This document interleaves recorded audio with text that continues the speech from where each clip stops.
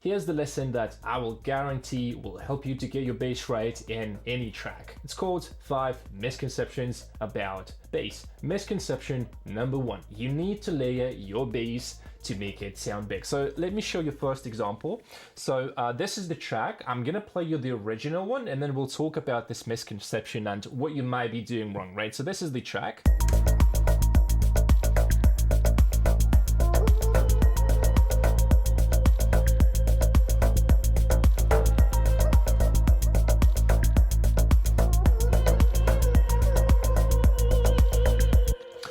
Everything sounds pretty good, but you may be thinking, maybe I do need like a sub layer or something like that. So now we're gonna have 2 basses, 1 sub and 1 main bass. So let me show you what's gonna happen when we layer those 2 basses. So I'm just gonna play you the drums and the bass.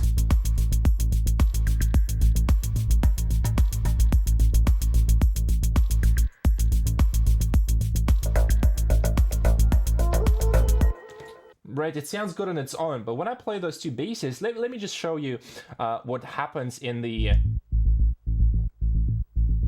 low end. Right, so you can already hear that something is off. This is just the original one without the new sub.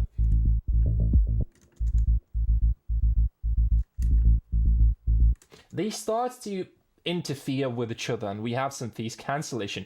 On top of that, I can even show you how that looks on the oscilloscope. So this is the second one. Pretty clean, you can see on the waveform here.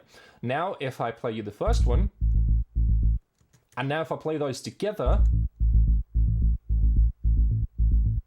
you can see on some of the waveforms here, it starts to interfere and the waveform changes. So again, you do not need to layer your bass line if it already sounds good, if you have a good vibe, it's good to go as you are. Like, really, don't overthink it. Misconception number 2, only bass sounds, bass presets can be bass, which is not true at all. In fact, you can make any bass sound into lead sound, any lead sound into bass sounds. Let me show you how I did that. So I have this cool little tech house loop. So it sounds like this.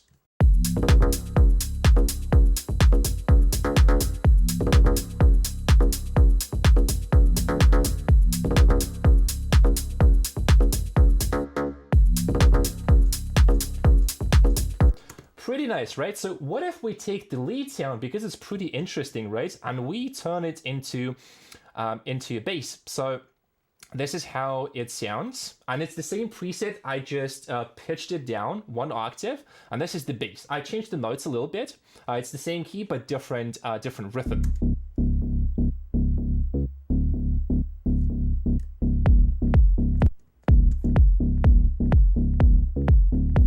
Might want to tweak the envelope a little bit because that's also pretty important.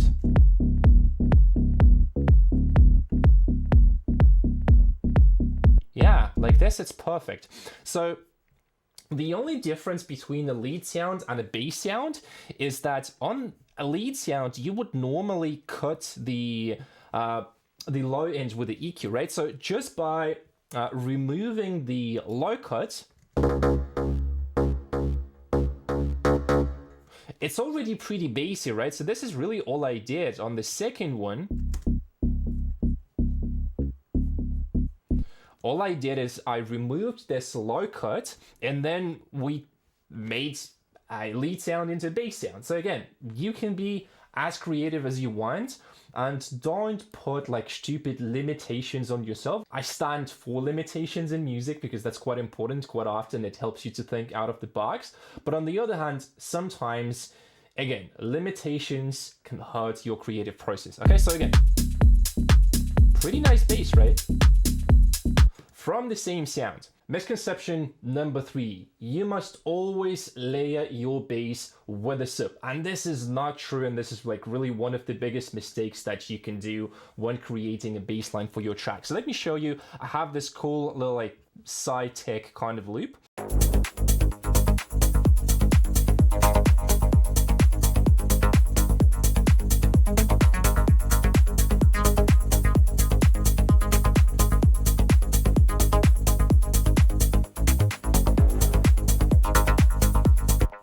Okay, so it sounds pretty good. The kick is good. The bass is good. Everything is in balance. But when I start adding the sub bass into the track, it's gonna sound really, really off, and you're gonna see that. So something here is off, right? So this is the sub. We can make it slightly quieter. So when you're gonna try layering that on top, it just sounds really weird. Again, it's the same thing as with the first example. Bass frequencies, if you have two subs, they are pretty powerful. They occupy a lot of space, right? So the speaker has to move a lot. So you can see here right now, without the sub, it's pretty balanced. But with the sub, take a look at the bass notes here, how they change. You can see that the sub starts to cancel out. So quite often the basses that you already have, they don't need additional processing, right? If we go here and if we put an EQ here, it's pretty, like, why do you need a sub when your bass already has the sub and everything that you need, right? So we already have this 54 hertz like as the main harmonic, and then if you start adding more to it with another sub, like, the question is why. So why do you do that? If you can answer this question, then it's okay for you to do so. But in reality, when you stack two sounds, they're going to cancel each other out. So the second thing that I saw people doing sometimes is, so you may have like a cool bass line, and if you do like this, let's say I'm gonna cut the sub on the first bass line here, and I'm gonna layer that with another sub. So, but right now we don't have the sub for the first bass line, right? So I'm gonna solo that for you. And if you try layering that with the sub, like, why do you need to do that if it's already sounding pretty good, right? It just sounds a little bit weird to my ear. It's almost like you have the bass sound that you like, and then you're taking the body of this bass and replacing that with another sound. So to me, it's just weird. It's losing a lot of its power, right? So if we go here, sounds pretty weird, right? But then, especially if we listen that in the context of the full track.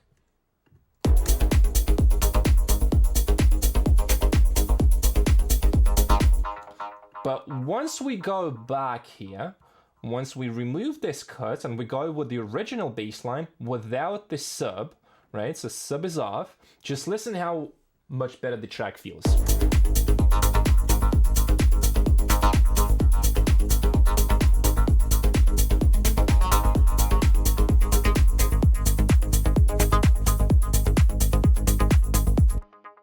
And again, to summarize, you don't, in most cases, need a separate sub for your track. You're already good to go if you have a good sounding bass line. That's it. Don't overthink it. It's really much simpler than that. Misconception number 4. It's always bass's fault when you can't hear the bass in your track. I want to show you a mix that I did in 2022, and then current version 2024. I remade the bass, the balance, and you're gonna hear how much cleaner and open the mix sounds.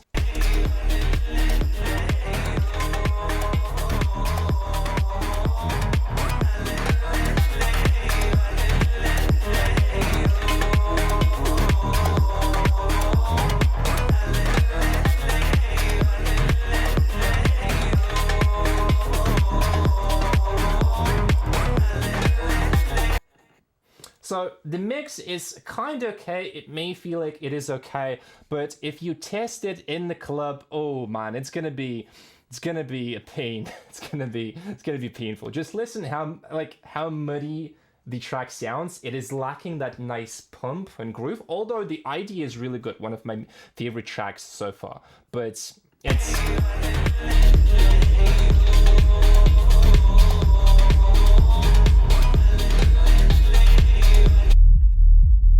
it's more like a rumble. There's no like definition. of the bass. So here the problem was that I had too many sounds playing at the same time, and because of that, all the sounds, they start to mask each other and they start to mask your bass line as well. So let me show you the current version. Here's how it sounds. It's a bit different, but still the same idea. So just listen how it feels.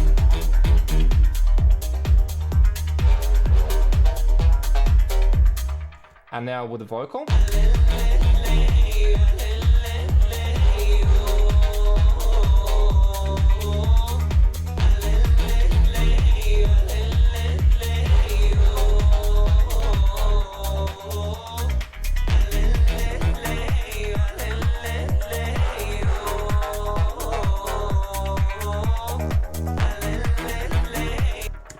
So it's so much cleaner. So all I really did is I remade the kick and I worked a little bit on the balance, just to give you one super simple example. One sound can mess up your bass quite a lot. So let's say we have this sound, which is the main arp, kind of like the main idea of this drop, and it's pretty powerful on its own. You can see how bassy it is, right? So when you play this with the kick and the bass, even with some side chain and stuff, right? You can hear it starts to cancel out the bass. So what you really need to do, make sure that you do it, but don't do too much. You want to filter either with an EQ, right? So you want to...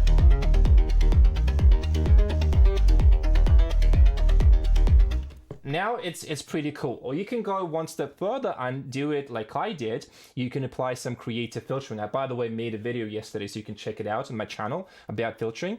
Just check it out, how it sounds.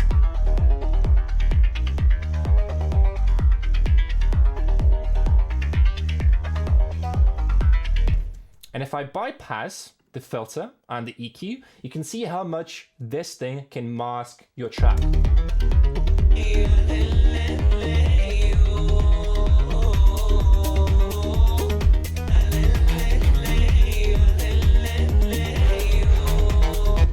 So you can even hear that the same sound is killing the whole track. So I do have a couple more sounds here.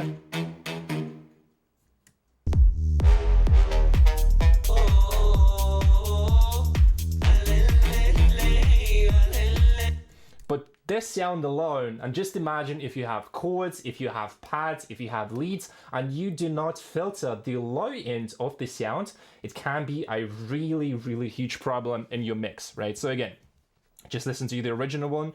There's so many sounds that just like masking each other. This is not nice.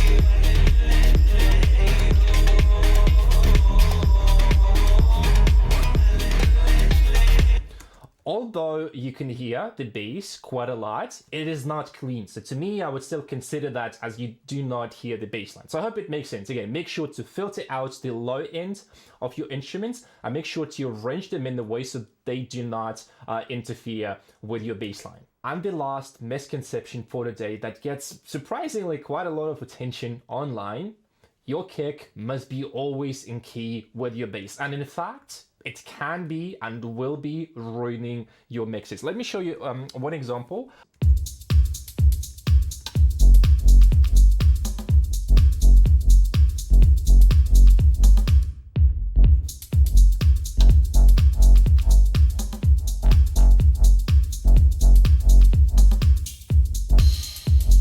And we can test, for example, in another one.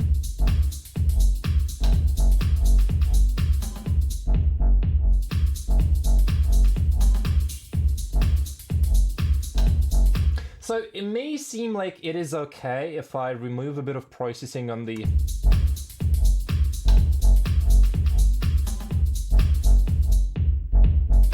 Like, it's definitely not bad, but let me show you the new kick that I made, which in my opinion is so much better, and it is not in the same key, right? And then I'll show you the processing, all the details and stuff.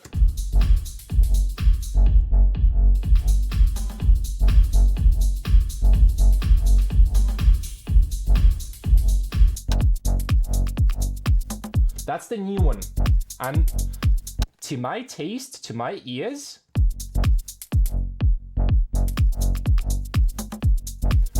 Let's just double check that the length is okay. So we can do like, yeah, like it's pretty good. And then with the bass line, pretty nice, pretty clean. So what's gonna happen if you have your kick and the bass playing the same key? So if you have your kick and bass, and imagine that the speaker has to move, right, back and forth. So what's gonna happen, so instead of the speaker, like, and your track working, I think a good example is like a piston in the engine. So instead of your track working like a mechanism, so if one pushes, another goes up, right? So it's like push and pull, push and pull. You go up, you go down. Like it's always a balance. You now start to push the same spot like this. So there's double power that are pushing the same spot. And what's gonna happen? Yeah, like it's not the worst example, but keep in mind this logic, right? If I do like this again,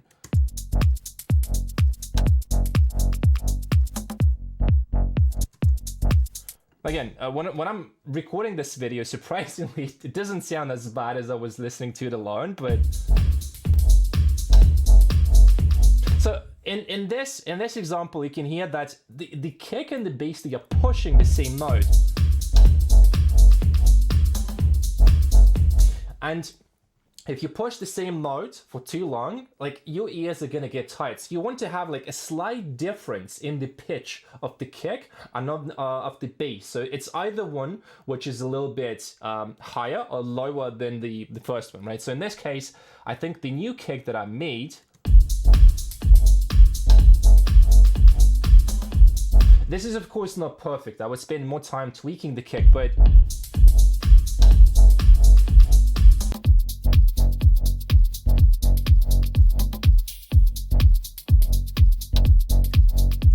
that's the new one. And then with the older one, it's like, yeah, in the car, you can really hear what happens when you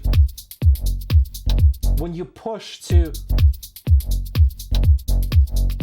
So to drive this point home, let me show you what is happening here. So we can do like this.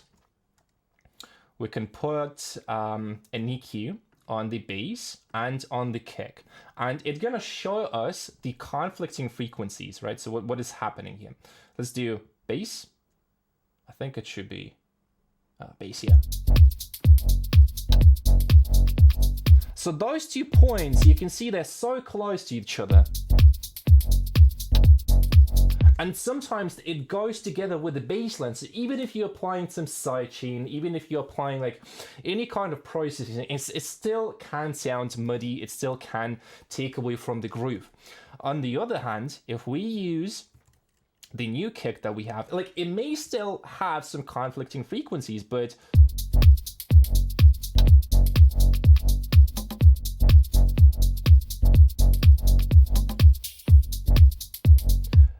it is not perfect, again, as I said, but just by moving the pitch a little bit down, a little bit up, depending on the key,